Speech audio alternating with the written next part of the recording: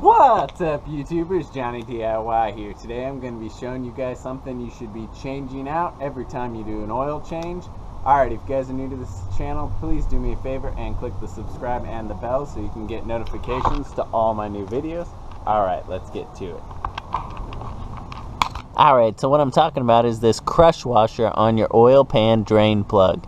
This little guy is what seals the drain plug from leaking. If you go ahead and unscrew it, it is very worn. This one has been used probably a few times, and you're going to want to change this out pretty much every time you do an oil change. And now you can get away with reusing this a few times, yeah, maybe just tightening it down more, but as you can see, over time it'll compress and compress more and more.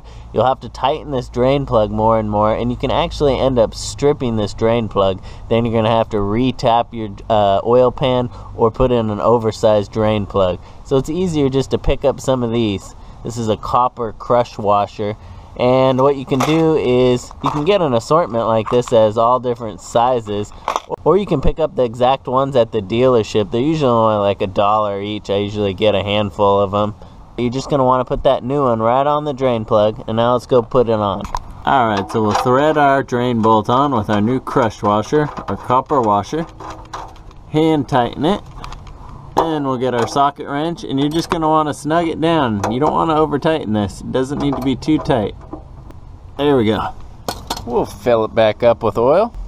Alright, then we can go ahead and start it up. Let it run for a couple minutes. Then we can check for leaks.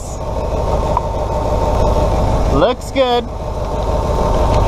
Alright, cool, no leaks. And that's why you want to change your crush washer every time, guys. If you like this video, give it a thumbs up.